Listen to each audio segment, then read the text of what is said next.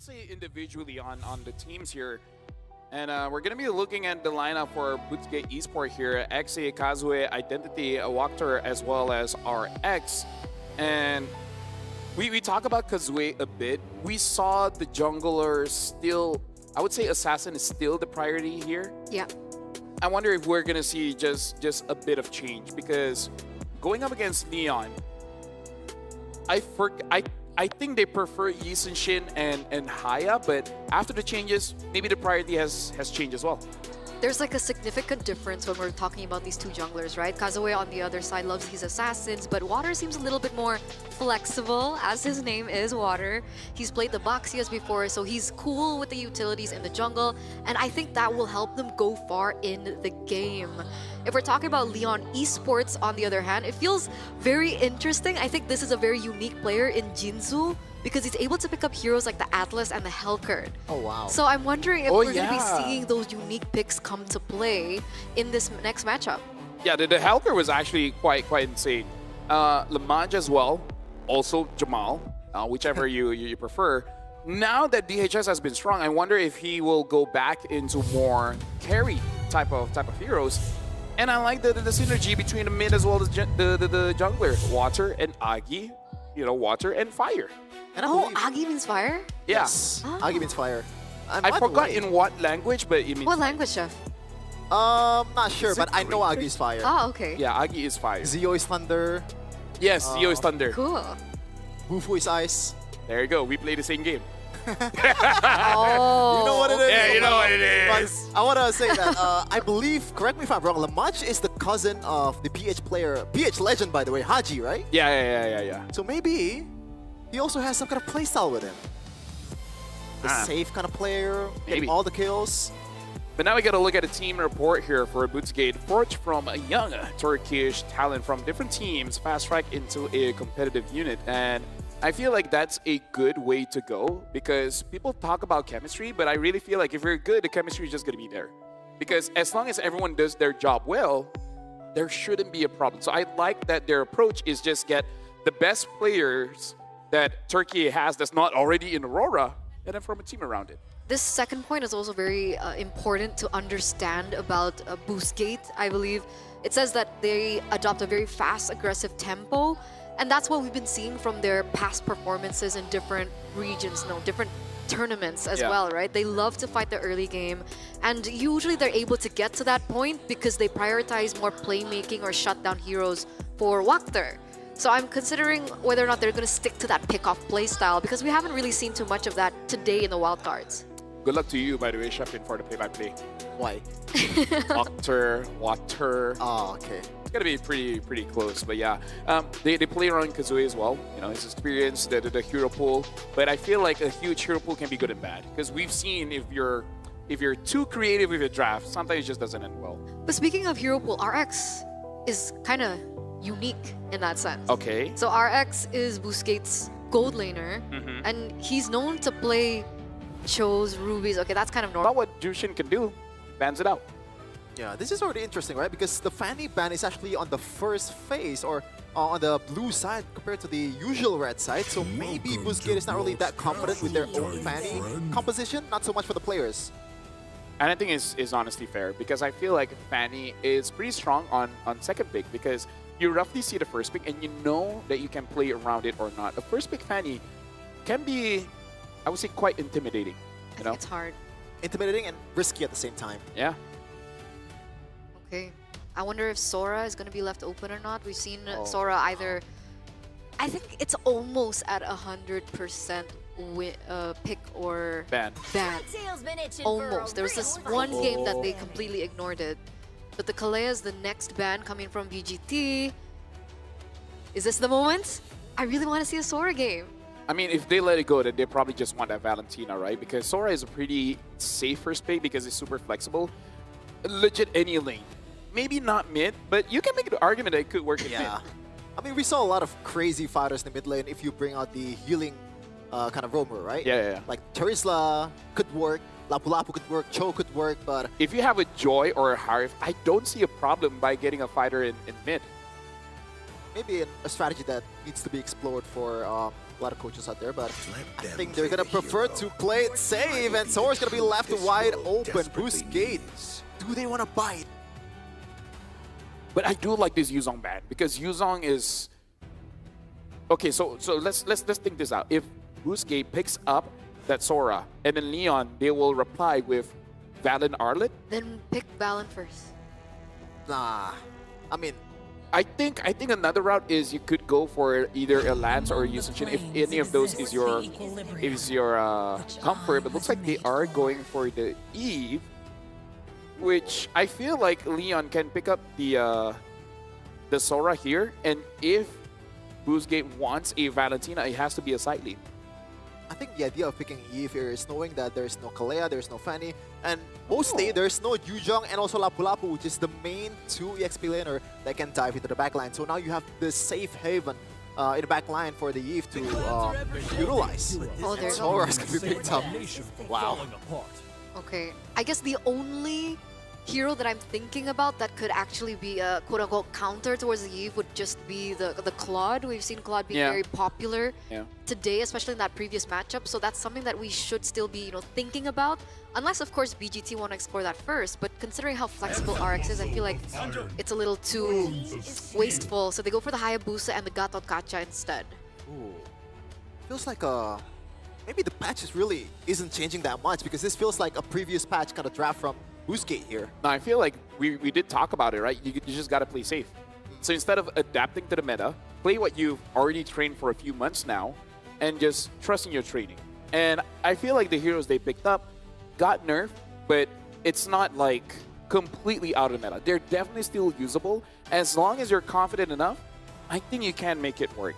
The only thing that can throw a wrench in their play here is really just going to be the Sora. Because again, it's relatively new. You might not be able to play around the Torrent form that well. And they pick up the Lunox, which I feel is okay. Maybe they're picking this preemptively in case like they don't want to ban out like a Uranus, or they don't want to ban out something like a Esmeralda. So just pick up the answer first. And a Harif as well. So maybe this is just so that they can ban out something else. It's also safe as a mid laner, right? You have choices, what else? Like Farsa, Kimi, these are heroes that are very susceptible to the Hayabusa and the Gatot Kacha, so it's not a viable pick. The Lunox a lot more flexible in her damage output. So we're getting to the bans now. Arlet is the first choice here, taken by Leon. And I like this. They're in a way just targeting the EXP. And now banning out the Ruby as well. I can see that, because with the Lunox, it is actually still possible for them to play double fighters, and we don't know the build that Juviana, which we are assuming is going to be using the Sora and the EXP. What kind of build is he going for? Yeah, still remains to be seen. Yeah, interesting Lunox pick here actually. I think usually in Indonesia you pick the setter first before the Lunox. At least that's how it goes here in ID. But it looks like they want to be super aggressive here, but they still ban the Uranus anyway, Lafel. Even though, in a way, Lunox is probably the best way to counter the Uranus. Interesting. So maybe is it just more of a lane matchup for the Sora to be able to flourish in the XP lane?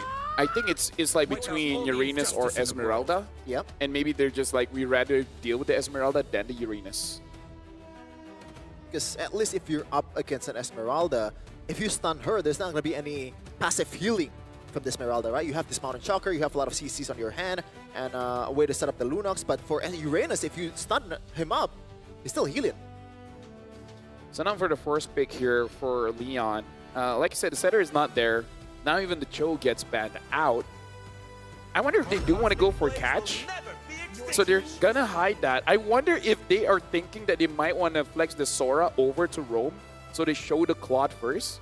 Yeah, I think that's definitely it. I think they're waiting for the final moment because we want to see the next two picks. We talked about the Claude earlier on. The Claude does pop up. Going to be a way to kind of try and alleviate the pressure from the real world manipulation from the Eve. Do they want to go for that risky Val in the gold lane? Because it is an option. It is an option, yeah. I don't think it's a good lane against the Claude, is it not? I think it's actually kind of decent. Like you're not winning the lane per se, obviously, but you still hold your own. You just gotta wait for your opportunity. And they are going to bide on the Valentina gold lane RX. Wait a minute. Excuse me, more? Hang on. Oh, Valen. Oh, Valen EXP. Right? Like the days with Lucas. So Oh. Yeah.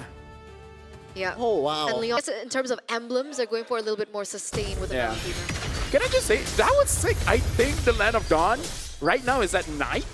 Because here in Indo, it's nighttime. Oh, Did you guys see that? Like it's dark. no. Really? Yeah. Oh, that's a really cool touch. That's so Production cool. team. W. You're cool. Yeah, thank you so much. But, oh man, this Valentina EXP, in a way, it's actually better than Gold Valentina, right? Because you're not only wasting this, you know, extra gold in the gold lane. And you are already activated once you're in the first objective, because you get level 4. Oh, wait a second, Jinzu? Oh, Jinzu is going to be the first one to fall here. Agi might follow up, still has the flicker to get away, but still holding on to it finally. Using the flicker. Oh! Where are we going?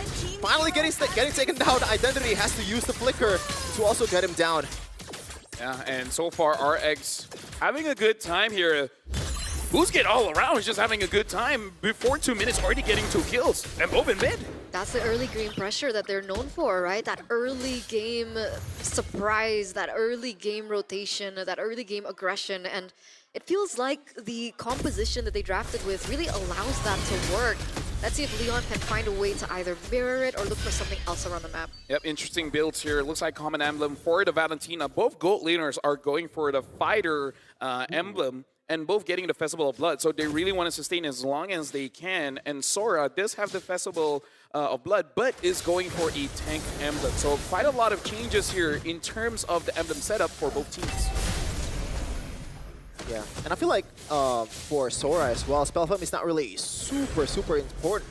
If you build the War X2 now, Kazue will try to take this turtle. It looks like there's not going to be any retaliation from Leon Esports. He's going to back down and try to play it safe.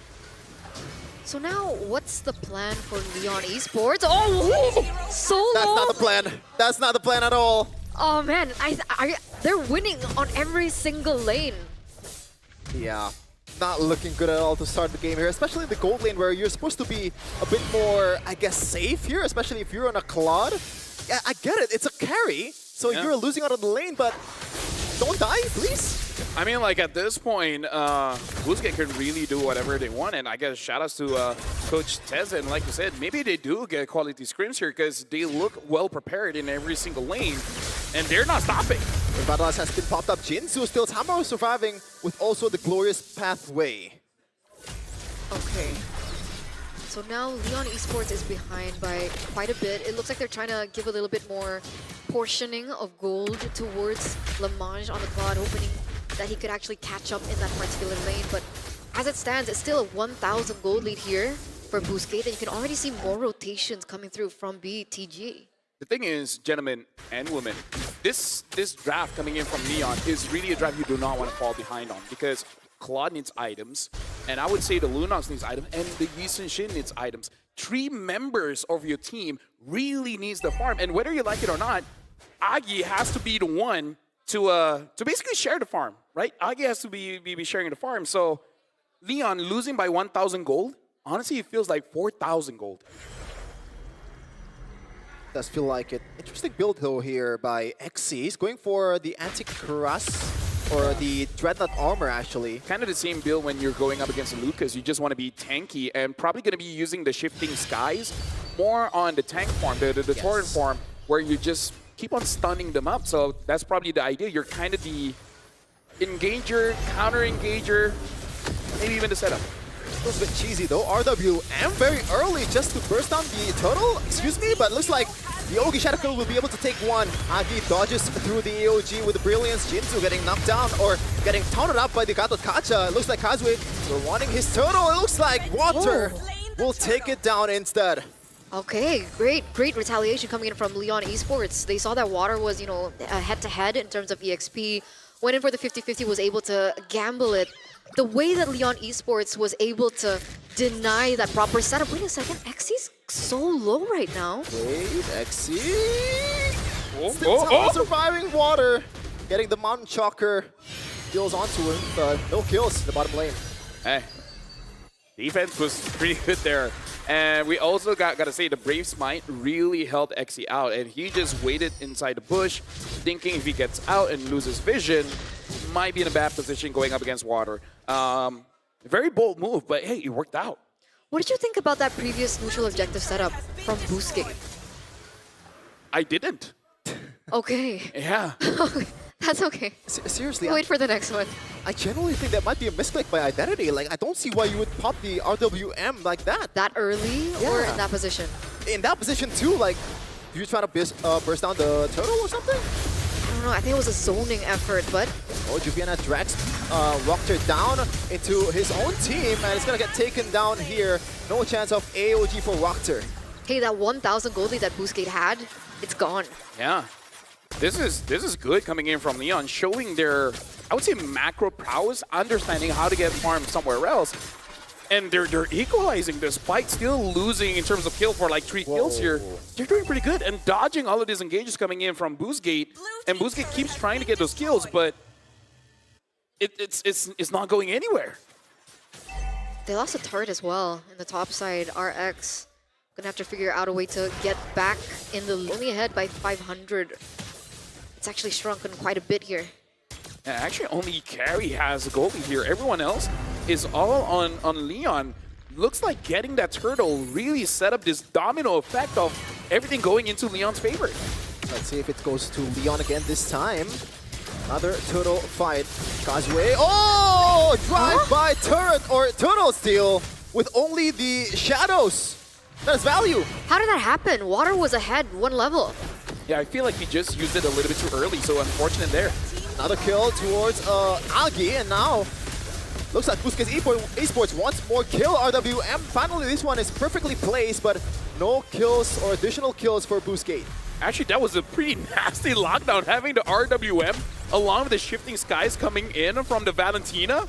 Dude, they were not getting out of the RWM. That was nasty. And that was value as well for Boostgate, right? They were able to pick up a tower on the bottom side with that. So that 200 goalie that Leon Esports had in that previous escapade has actually been taken back by Boostgate. AOG connecting on towards one. Jinto is the only one that's taken it. Wactor taking a lot of damage from the turret, and is gonna be out of the fight. Overextension? You know, he was optimistic. But, I you like know, that. Sometimes things just don't work out. What are you gonna do? But it's funny because overextension has been a problem that people have written about both Boostgate Esports and Leon Esports. So coming into this game, we are seeing a little bit of that being reflected. I'm wondering whether or not they can adapt in the game to, you know, minimize that sort of thing from happening. By the way, interesting, hold on before Joviana taking quite a bit of damage from Identity as well as RX. Interesting stat we saw just now, the highest damage is from Identity, but the second highest is from Exi. So despite building tanky, it's doing quite a lot of damage. Yeah, that's the early game, you know, pseudo Sora that Xe has. Better Sora. It's like a Lucas problem.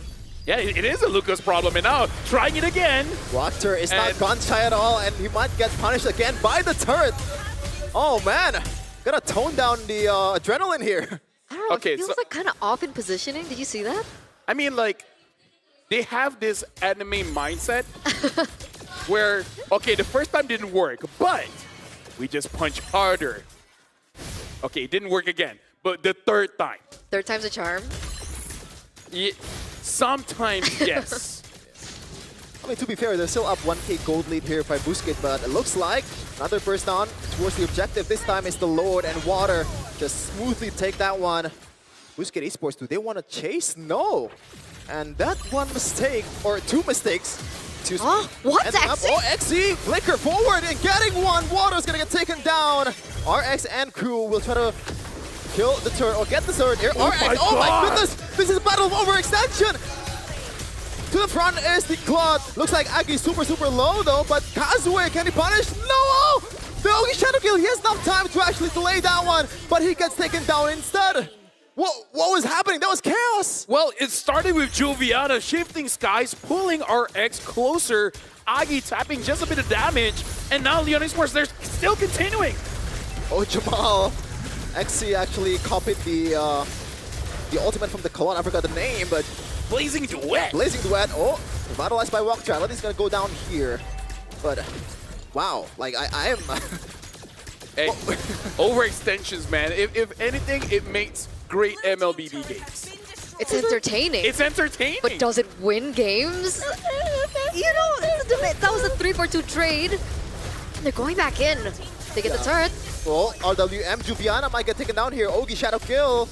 More HP for Juviana there with the shifting skies. But it looks like they're just gonna tone it down now, right? Tone it down, you know? Chill just a bit. Imagine like committing the same way twice and both did work out, and then your opponent just takes the lead. We're going to be looking at the highlights here, and we got to look at Juviana as well as Agi. Look at that, pulling in RX, big burst of damage coming both from the EXP as well as the mid lane. And after that, this is where Boostgate kind of, I would say, panicked a little bit. They're like, whoa, whoa, whoa, what just happened? And then they scrambled. And in that confusion, Leon Esports really took a big advantage there. Yeah, they were able to get one kill over Boostgate and on the important members from Boostgate as well. But I guess it started because of Exi, right? That entire thing unfolded because of Exi. The fact that he was able to dive in, get that pick over, and everyone else collapsed. It worked. Would you consider that being like a bad positioning for RX, or? It gives him a false sense of confidence. Okay. Yeah. That happens, like, especially as a roamer, if you have a good engage, even though it's not a good time for your damage dealers to go in, sometimes they do. So that's just one of those fights. Shifting skies, finally getting two right now. RWM and now the whole team of Leon Esports were able to get away! But it looks like Kazuya is going to get punished by the whole team of Leon Esports too. And I believe he was stunned up by Jinzu because he was stuck there for a while, was not able to use the Ogi Shadow Kill. As you can see, he still has the ult. So maybe they were chain CCing from Water Juviana as well as Jinzu so that the Haya could not do anything. Yeah, that's the disease of every Hayabusa player have, man. Like, just underestimating those micro stuns from the opponent. And now what's the call? Not sure. Leon Esports going for the Lord, though. Kazuya is nowhere to be seen because he's dead. No retribution at all for Boostgate Esports. A kill for Water. Blazing Duad. It looks like Leon Esports was just back away. No, Water wants more. But it looks like, oh, RX, where are you hitting? But it looks like the kill is going to be still secured by Walter. They want more. They're still chasing Identity. Hitching up towards Walter. RWM towards the perfect target. Jamal getting taken down to 2 kills for both sides. But remember, Leon still has the Lord up. So technically, all in all, that was a 3-for-2 trade in a position where Boostgate is falling behind. You wouldn't really normally see engages happening like that. And the big question is it worth it? Was that worth it? For Boostgate? Yeah. I feel like it's something, you know? Like, you can't lose everything. You got to trade. And you lost the Lord. Might as well take some members just so that they can't push with 5, right? So I think overall it is definitely worth it because they don't lose everything. You can lose something, it's just something. Oh man, That's what my uncle used to say. Very Wise. Yeah, very wise uncle. I didn't agree with him back then. And no, that's it. I just don't agree with him back then. Okay. I thought there was like a punchline or something. So you don't have a change of heart on that? I don't believe in heart. Okay. What? I don't believe in change. That's a conversation for a different day, Chef. Okay. Anyways. Yeah. 800 gold lead for Leon Esports right now. I'm not even sure like which team has the tempo, has the momentum here. Because they're just going guns blazing towards the opponent. Like every time they have the skill, they're not gun shy at all. Guys, look at Joviana. Joviana's just waiting. Ooh. But he's kind of a bit too far though. It might work. Yeah, it might work if someone's close by. Oh, So it's going to recall, okay. And they want to control the far lane first. Because I feel like for Boostgate here, someone needs to be the sacrificial lamb in terms of getting all those annoying CCs out of the way. Because Kazuya clearly wants to make a play, but he can't make a play if Sora hasn't used his shifting skies, if Water hasn't used his boat. So Don't go in. Okay. someone's gotta take all of these problems away, then he can go in. Leon's not trading well. They lost a turret in the top side. They weren't able to get that tower in the bottom side either as a trade. Boostgate, they're working the map a little bit better here in the 15th minute. I would say with all the games we've seen today, this is definitely one of the closer ones. For sure. Like not even close, man. But yeah, No, I think it is close. I mean, compared to the other Oh, games, that's what Lapel. you mean. Okay. I was confusion. Yeah. I think we had an 18-minute game earlier on. I'm not sure. Maybe not. We'll check that later, but so far it's 15 minutes. I won't. I could. Well, there you go.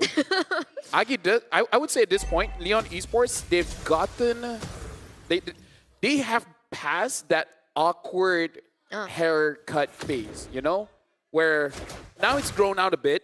Everyone has their items, so they're approaching their strongest form when they have 3 farmers, and all 3 farmers have their farming equipment. You know what I mean? I get it. I get it. They got the ideals. I don't think Lamage is full item yet. I think that's He doesn't have to be. Fury Hammer last. Oh, Jinzu! Pulls the trigger. Looks like they want to go on a full-on team, but oh, Shifting Skies! It looks like Boostgate Esports gets the momentum here. But it looks like Lamage free hitting in the back line and also using the life steal to be able to stay alive. And that's going to be a W for Leon Esports after a good Shifting Skies, I gotta say, from XC. And I would say that's very brave coming in from Jinzu, because did you see the amount of damage that RX was able to deal on that high loss? He was just like, I'm staying here because I know Juviana's coming in. Another good Shifting Skies here by XC, but it looks like no kills just yet. But they prevent the mid-turret takedown. I would say this is kind of the mistake of Boostgate, because I really feel like they threw their lead. Because again, Leon Esports, the biggest problem with their draft is that they have 3 scalers, and 3 scalers needs items, and now everyone has their items. Looking at the replay here, look at Jinzu. Gets, Oh man. like, he almost died, but like you said, the Shifting Skies really turned the tides, and even disrupting Identity from using the RWM, so the majority of their damage was taken care of instantly. And Yeah. after that, there was no more threats for Leon. Yeah. Boostgate Esports has a composition that's a little bit more, you know, Alt skill. dependent? There you go. Alt dependent. dependent. So as soon as those resources are out, you have heroes like Agi on the Lunox that can just deal that constant damage, and that was a big problem in that long-term fight.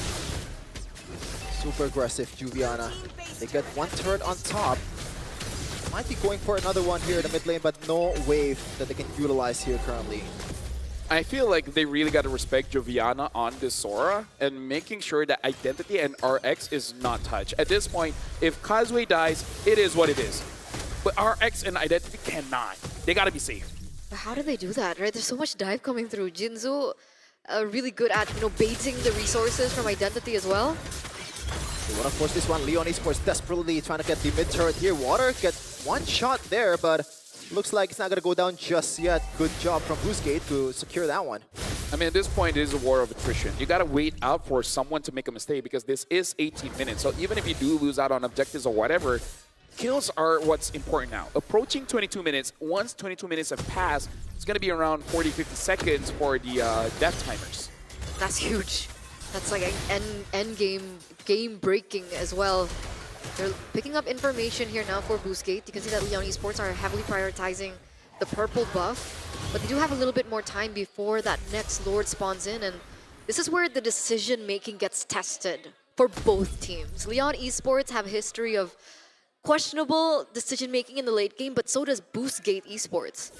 I feel like we got to look at the itemization from Juviana here, because the itemization is so smart, having the Chassa's Pauldron as well as the Queen's Wings, making it so that you can't get bursted down and you're dropping the attack speed. And even if your HP gets so low, that Queen's Wings will make it so that you're tankier when you're low HP, and the Chassa's Pauldron just pushes your HP back. So Juviana is going to be so difficult to be taken down. And it worked out earlier, right? He was able to get the kill towards Kazuya, I believe, in the previous team fight with super low HP. So genius optimization from Juviana, and hopefully it will continue after this in the next objective battle. Or do they want to fight immediately? Not connecting on towards Jinzu. Gotta watch out, Wildcard already using the battles. Oh, look at the Shifting Skies! Lamage with the blazing duet, but it looks like Leon is still very much healthy. Not for long though, because RX is free hitting! RX has all the time in the world to take everyone down!